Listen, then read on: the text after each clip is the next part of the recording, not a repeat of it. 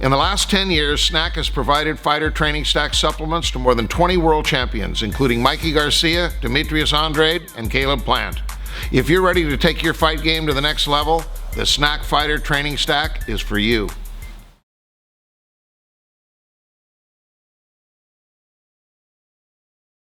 Hey everybody, Marcos Villegas here in Las Vegas, being joined with the trainer of Tyson Fury, Ben Davison. And Ben, you have this fight, the second fight here in the U.S. for Tyson Fury, and third. Oh, his actual full fight, but yeah. Well, I forgot about the Wilder one in L.A., but I said in Vegas, second in Vegas. True, yeah. You know, looking at his clips, I sat there and I thought, like, man, like he's grinding a lot harder than before, and even like the last camp. Why is that? Like, I asked him, but like, why, on your end, why do you think that is? Do you know what? I wouldn't say that he's working any harder, because he trains the same for everybody, and I know trainers and every boxer is supposed to say that, but it genuinely is true in Tyson's case, you know. And I feel like people always say to me, what's the secret? I believe that the secret is, if there is a secret, is that we've found the right balance between enjoying training yet effective training, and you know, I think that's what we're reaping the rewards from. How do you see him now compared to the Wilder camp? Yeah, he's a lot more fresher, is the word. Obviously from the weight loss, losing 140 pounds, 147 pounds, he's going to take his toll on anybody, you know. Wasn't just saying it just for the sake of saying it, it was the truth, but I feel like now he's a lot fresher, refreshed, and in a better place mentally as well. This opponent, Otto, wallin, do you think him and Schwartz are enough to be able to get him in top shape for the Wilder fight that's going to happen in February? Yeah, I feel that you know, Tom Schwartz made a decision in that fight to, you know, he knew that I'm not going to dominate Tyson Fury at distance. My chance is to try and close that gap and try and land a big shot. Now, that didn't work for him. Otto is a different type of boxer. He's a boxer, likes to box at distance himself. He's very underestimated, but I don't blame people, because his biggest test to date was against Adrian Granite. Now, it's very hard for me to get the footage of that fight. I did get it in the end. And if you watch that fight, you'll see that he's a world-level boxer. You know, that's what I want. I want somebody that's going to ask questions of Tyson. Don't be mistaken in this fight where Tyson has to think. He's going to have to try things, set things up, and he might try things that might not work. Otto might have a little bit of success early, then he might try things and they might work. And I believe that as the fight goes on, Tyson will start to take over more and more and more. But don't underestimate Otto Wallin. He's a good boxer. He's got good physical attributes. He's got good boxing technical attributes. He's a southpaw, and he's a world-level fighter, but Tyson's elite. You think when you compare these two opponents to Wilder's only fight since the rematch with Ortiz that's going to happen, I think, in November, do you think it's like you guys put in more work than him to get him better prepared? More work than who? Than Wilder.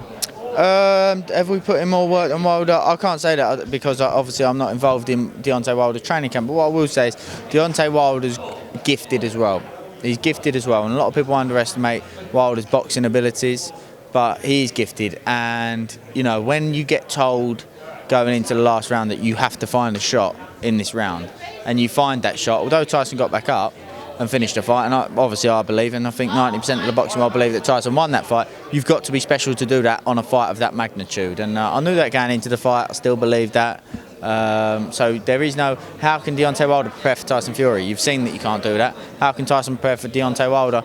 You can't do that with an exact style-like opponent, you know, so it is what it is. Knowing what you know now and what you have been seeing from Tyson, how different is that rematch? Obviously both camps will have things that they'll feel like they need to work on, where they could improve. Of course we do, but we'll deal with that fight when it comes. You know, it's fight week for Otto Wallin, and we're fully focused on Otto Wallin because he's not to be underestimated. Bob thinks Tyson will beat him in like 5 rounds. Beat who? Wilder. Potentially, but look, it's heavyweight boxing, you never know, and it's a big fight. Every fight's a big fight. As we saw before the Andy Ruiz Anthony Joshua fight, people would have put Otto Wallin and Andy Ruiz in the same bracket probably, and they went and saw that, you know, he's a lot better than what people gave him credit for. So, and it's the same thing with Otto.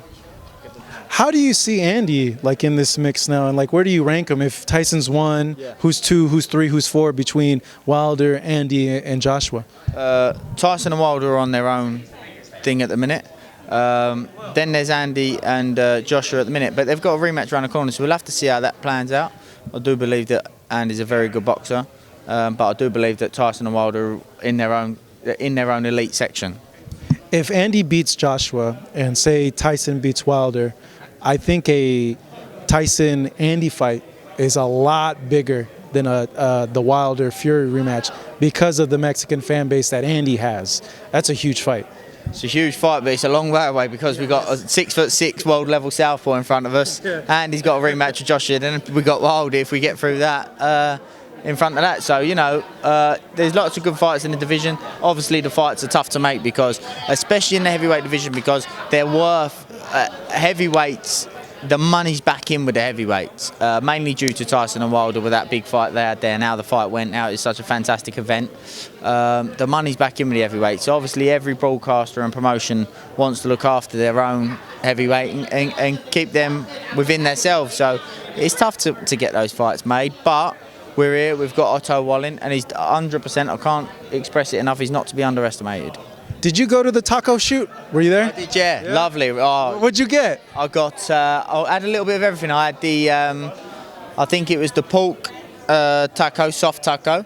From the Big Spit, right? Yeah. That's barbacoa. Yeah, I had quesadillas, is it? Okay. Quesadillas. Right. And the green, is it avocado sauce? The green sauce? Yeah. That's like our mild sauce.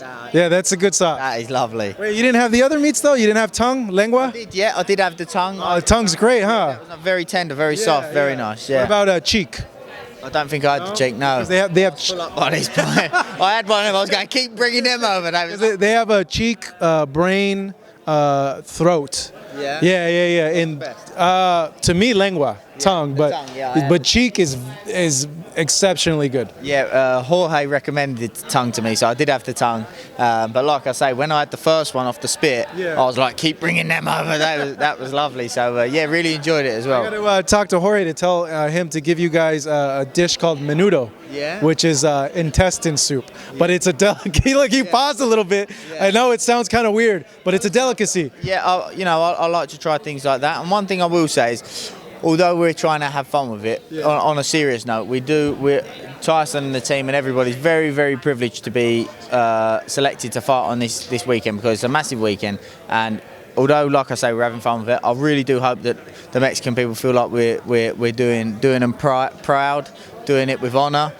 We understand the Mexican people are true fighting people, and it's a real honour, and all that stuff is fun to do and really good. But on a serious note, I can't express how honoured it is for our team to be involved. I like it. I like when you guys are being embracive of it and willing to do that. Like I like seeing that because it's like, well, they're taking an interest in my culture and wanting to learn about it and all that. Of course, and like I say, on the camera we're having fun and we're doing things with fun. I hope obviously it's taken in the right way and people do like it, and we're just trying to show respect for the, it's a very, very important weekend if people understand the meaning behind it. And even behind the cameras, we talked to Jorge about the actual meaning behind it and what it represents, etc. So, we genuinely are honoured and really interested in the big Mexican Independence weekend and the